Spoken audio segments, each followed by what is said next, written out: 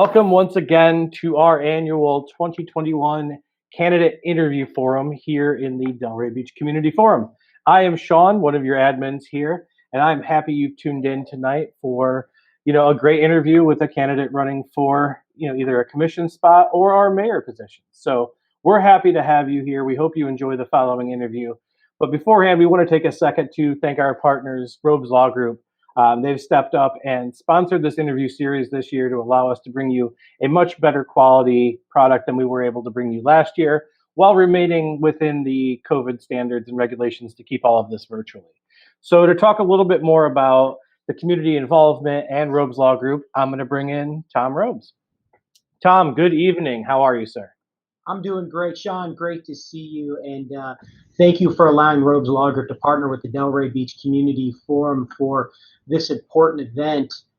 Here at Robes Law Group, we've helped out thousands of people throughout the years, either through our outreach, through our philanthropic endeavors, and just by helping people who've been injured in motor vehicle crashes and slip and falls and things of that nature. But one of the things that's always been important to us is making sure that our clients and other members of the community have accurate information and to make sure that they're well educated when they're making decisions with their claims. And so naturally, when this opportunity presented itself, we thought it would be great so that our local community can have accurate information, be well educated when they go ahead and cast their votes. Thank you very much for that, Tom. And without further ado, let's get to tonight's interview. I hope you enjoy it. Good evening, Delray Beach Community Forum. It's Shaun and I, and we are so happy to be here tonight bringing you the annual candidates interviews. Each year, we interview candidates that are running for the Delray Beach City Commission, and the questions come from you, our members, directly to the candidates. We may do a little filler here and there, but basically we want to give you a voice so you can directly address the candidates. And it's been exciting thus far. This is, I guess we're going on our third one right now. Shaun, you want to talk a little bit about who we're bringing in tonight for the interview? Yeah, tonight we are lucky and blessed enough to have Mitch Katz with us. He's running for City Commission seat 3. We're really excited to have Mitch. I've known Mitch for a long time now. Great guy. So I'm really excited to hear his answers to the questions that were submitted by our forum members. And a little something special this year, we actually have a corporate sponsor who reached out to us who wanted to participate and sponsor all the candidate interviews. And Shaun, you have a little bit of info on our sponsor. Absolutely. As we've seen in the last couple, Robes Law Group has partnered with us to help bring you all of these candidate interviews that we're doing. Robes Law Group, as you know, is a very active member in our community. They're always attending all of the community service functions that either myself or the chamber, that the YPAD group that I'm committee on, everything that we're doing, they're always a part of. Whenever you go to any kind of city, function or community service event, you can always see the team from Robes Law Group there. They do a really great job. So super happy to have them partner with us to bring you these interviews. Excellent. We're very, very happy to have them this year. Absolutely. Well, with that being said, let's go ahead and bring on Mitch. Awesome. Mitch, hello, good sir. Hello. How's it going? Good evening. I hope that you're as happy to be here as we are to have you. I'm excited that you're here. You and I rarely get a chance to see each other face to face. Thanks to the whole this is face to face. Well, as face to face as we can really get. It is COVID friendly. So yeah. So that being said, happy to have you here. Just to kind of run through the format a little bit, we're going to give you a chance to make an opening statement. You could either do that, a traditional one that you have prepared. You can go off the cuff. This is really just your time to be able to let us know a little bit about you and your campaign. It's not timed, but we do ask that you try to, keep it, within relative limits. So under a half hour. Keep it under 30 minutes. Yeah, if you can do it under 30 minutes, great. If not, I'm not going to stop you. So any questions, Mitch, at all before we let you get into it? No. Awesome. Well, then, my friend, go ahead and take it away. Sure. All right. I'll give more traditional opening because I think it's good, important people know why I'm here and who I am. So my name is Mitch Katz, as was already mentioned, and it probably says it underneath me somewhere here. I am running for Delray Beach City Commission seat 3. I've lived in Delray Beach for 18 years. My wife, Heather, and I are raising our 2 children here, and I care deeply about the future of our city. And I'd like to tell you about myself and how I got here as your candidate, kind of sitting. And normally I say stand in front of you, but I am sitting tonight. I didn't have the easiest childhood. When I was 5 years old, my mother divorced my father and moved my sister and myself to Florida. We literally had absolutely nothing. We actually even slept on the floor, used borrowed silverware and dishes from a neighbor until my mother was able to get a job and earn enough money to get her belongings and our stuff out of storage. My father was never around, never paid child support. But my mother, on the other hand, and that's why I tell this story, was an outstanding role model. She worked hard to provide for us. As a child, my mother enrolled me in the Boy Scouts and the Big Brothers and Big Sisters, where I learned many life lessons and leadership skills. I eventually even earned my Eagle Scout. And as a scout, I learned to collaborate and work with others to achieve outcomes. At 25, unfortunately, my mother passed away, but I lived every day to make her proud.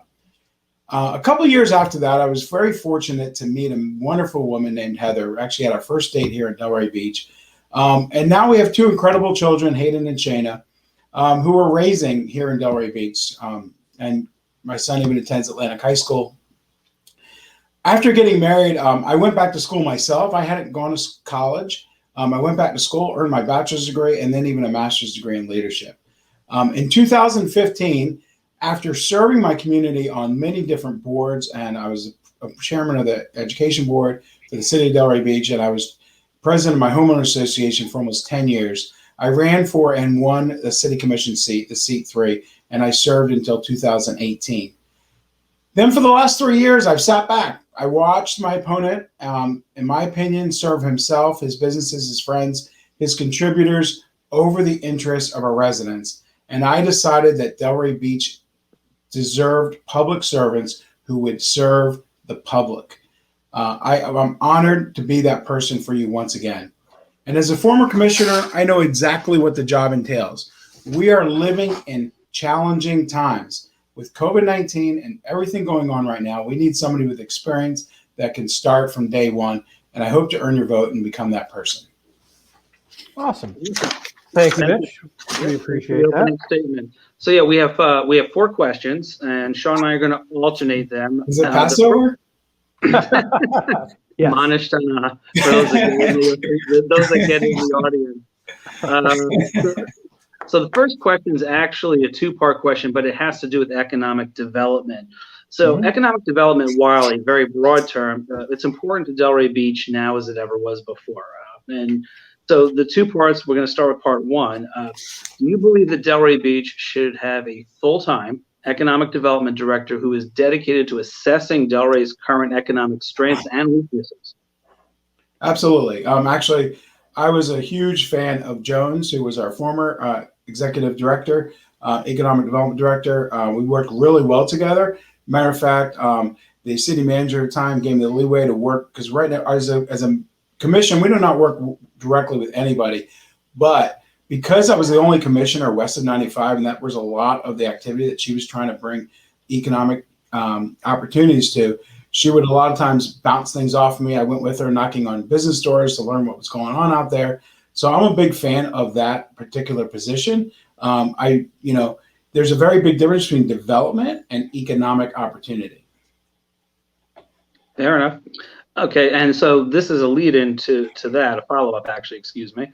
So do you believe Delray Beach needs a comprehensive economic development plan of sorts that is encompassing short-term, intermediate-term, long-term goals with actionable development goals attached to it? Absolutely, and it takes land development regulations. It takes policy set by the commission to make that plan work. The plan should be developed by the economic development director, but there are, and I'm working closely with Joan when I was on the commission previously. I really learned a lot of the hiccups, a lot of the problems that made her job harder, and made the job harder of bringing opportunity here, especially of new businesses, because they want people, when they make a decision, they want to move, say, a corporate headquarters, a business, even if it's just not a headquarters, they want to open up a site here. They want ease. They want something that they know surety. It can be quick. It can be turned around fast. They can pull permits fast. So most cities have special regulations set in place, set policy, so that when somebody comes from the economic development, they can basically get a fast track where she can take that person through the permitting process and the approval process, so that we can ensure that we can land that particular business. So it's absolutely necessary, but it takes a commitment from the commission to set the policy to allow these things to work. Good. Shaun, you want to go right into question number 2? Oh yeah, this one's a doozy, Mitch. I hope you're ready. He's sitting down, so it's a start. So this is going to be an infrastructure question. And just know that our members here in Delray Beach Community Forum are very tough and very thorough with their questions. Yeah. So Delray is facing a litany of infrastructure issues. The big 3 that were most addressed through the questions that related to infrastructure typically were water quality, rising sea level among the barrier islands and the intracoastal, and the aging underground utility system. If elected, how would you address those issues for our community? Thank you for the easy one. All right. But this is critical, and this is what we should be talking about right now. We shouldn't be talking about whether or not, I don't even want to go into it, but the nonsense that we're seeing and hearing, especially through robocalls and all this stuff. As a matter of fact, I received a robocall myself, not a robocall, it was actually a human, blaming me for the water crisis. And it was like, I'm not on the commission? So we got to stop blaming, and we got to start looking and fixing. Let's start with the water. Number 1, there's 2 water issues, and I know you probably got a ton of questions about water, but they're really 2 different issues. One is our reclaimed water system, which that is being fixed and being addressed. We have expansion plans, and I think now that we've got better oversight, that continuing process will work better, and the state is involved, so I'm not too worried about that. The next is our drinking water, which is 2 completely different problems. We have a 30-year-old water system, and it needs to be replaced. 30 years ago, nobody knew what a PFAS is, PFAS, and these forever chemicals that can be detected now in the water. They, 30 years ago, they had no way of detecting these elements in the water, and they might not have even been there because we have a lot more pollution in the last 30 years that's causing these problems. Our water comes from the Biscayne aquifer coming underneath us, and that's where we get our water. It just needs to be cleaned better. Right now, on top of that, and I know, Greg, you work in the financial markets, interest rates are all-time low. Right now, we should be taking out a municipal bond at very low rates, and we should be financing a new water system, a new water treatment plant with the latest technology, so we can. Right now, we're depending on state standards that are not high enough. We should have Delray Beach standards that far exceed that, and we can and we will after I'm elected on March 9th. The second part of your question was the sea level rise. Again, another problem. Now, this is a major problem, hundreds of millions of dollars. And that's where we've got to not just, it's a multifaceted problem. Number 1, we've got to get state and federal help to help us secure funds to help. This is over almost $400 million problem with our sea level, with our walls, our seawalls, and water coming in from underneath, pumps, stations, things like that. It's a major expenditure, so we're going to need help. But again, we have to be fiscally responsible in other areas so that we're not burdening all of our taxpayers in getting this done.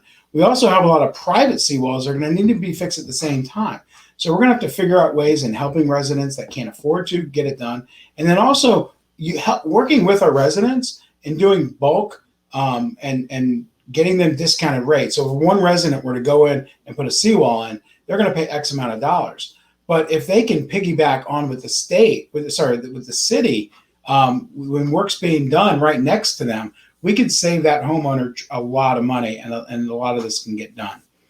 So that's what rising tides, and that's got to be addressed. The water is not going away. It's getting worse every single year.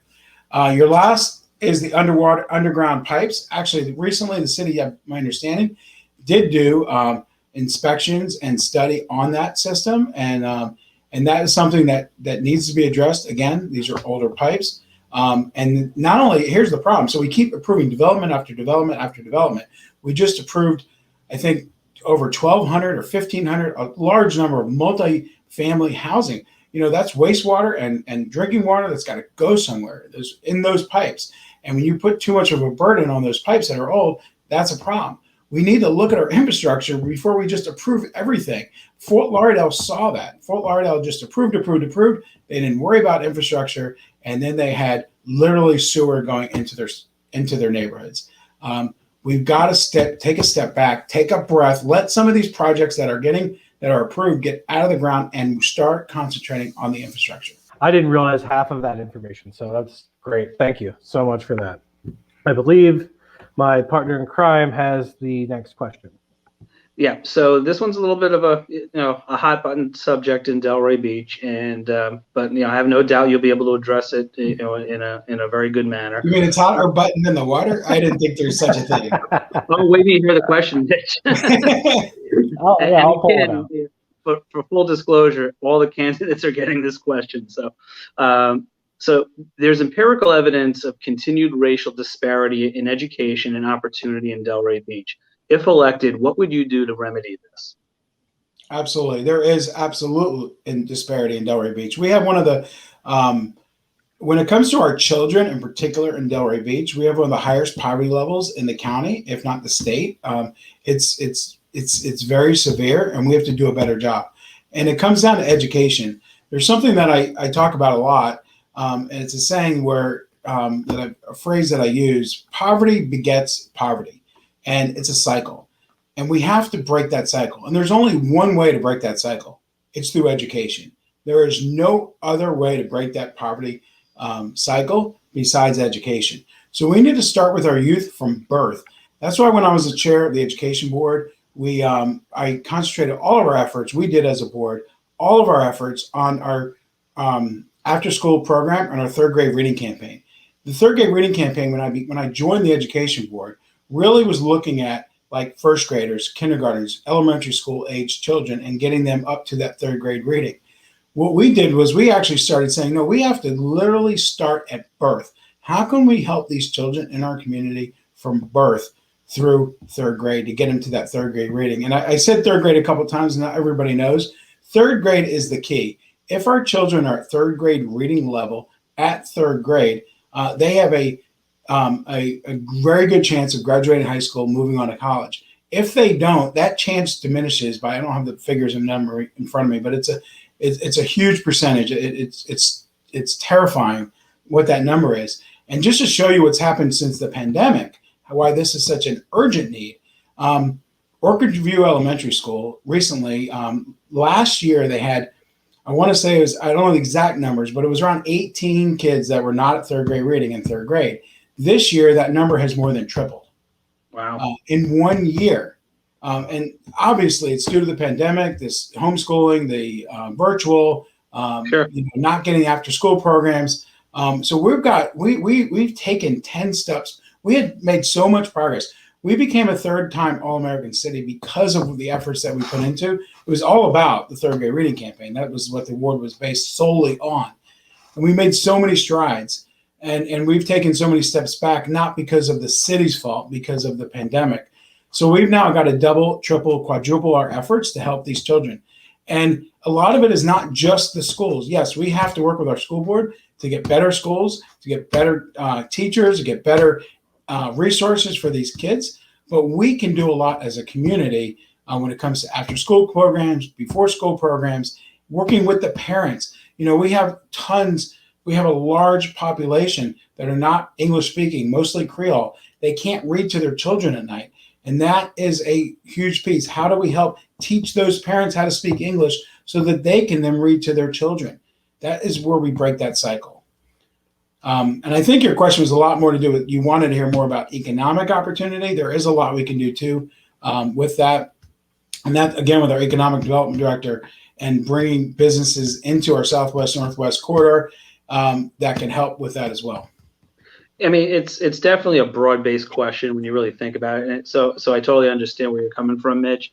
And there's no exact answer. So, we have our opinions on it. There's definitely programs and things that we can do. And to your point, 100%, the pandemic absolutely set back children in Delray Beach amongst other cities, quite a bit.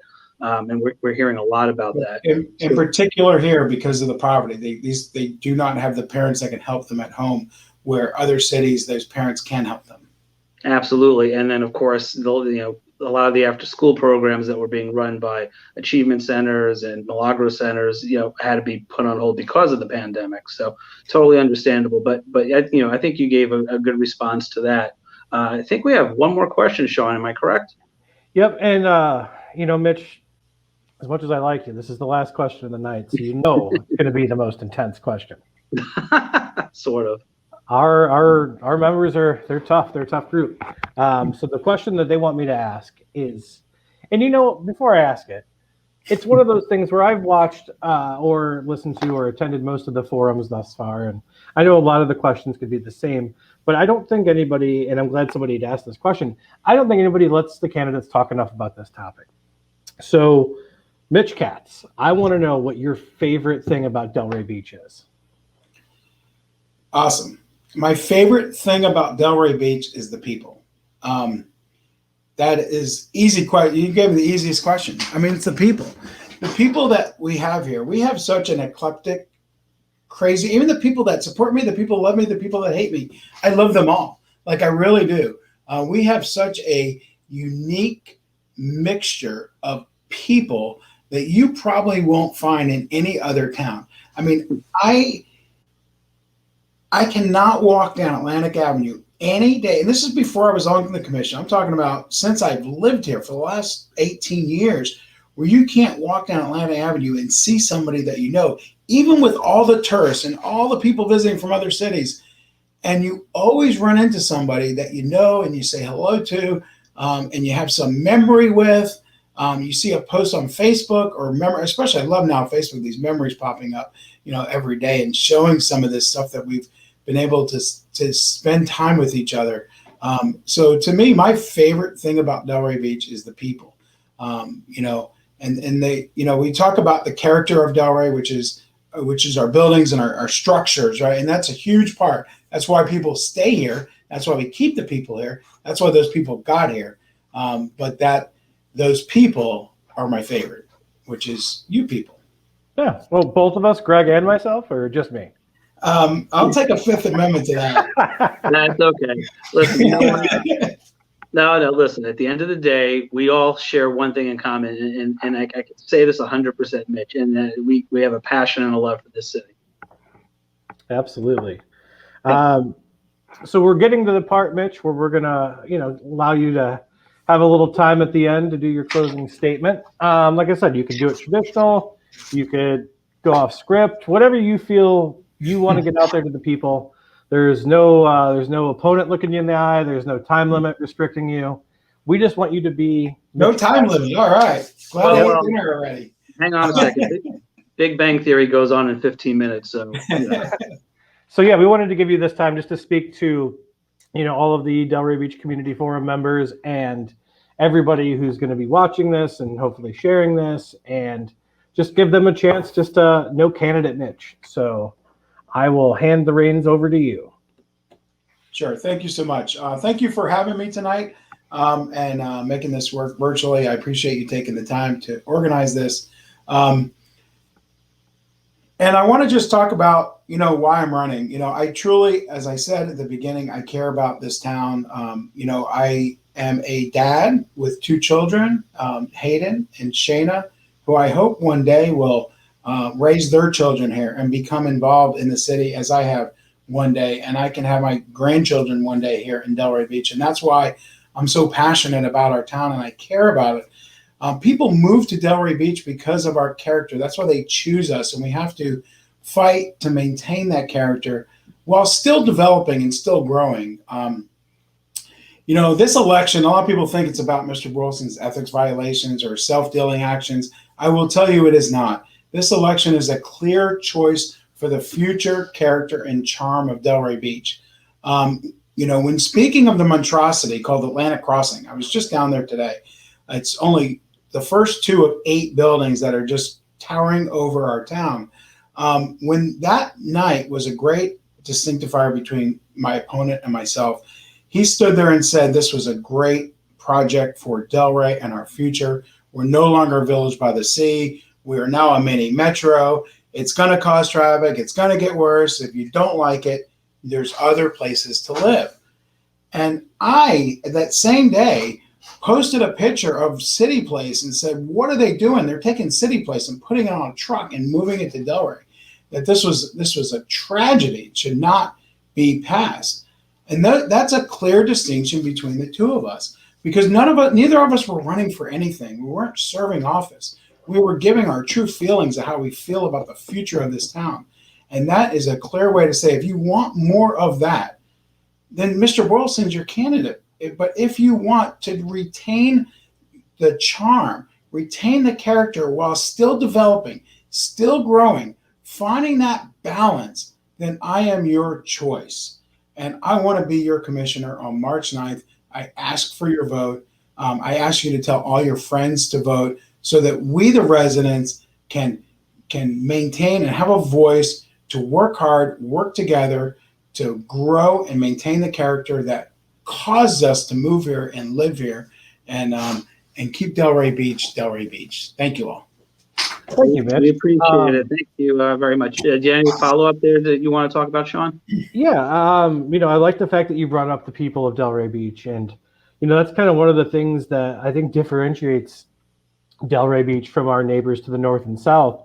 And as I was talking to Gregg about earlier, like Delray Beach has a amazing collective of nonprofits here, and I've never seen a city rally around each other whenever there's a need for somebody or a group of people or the entire community like we have here in Delray Beach. So I was really happy that you touched upon the people, because it's the people that make this city great.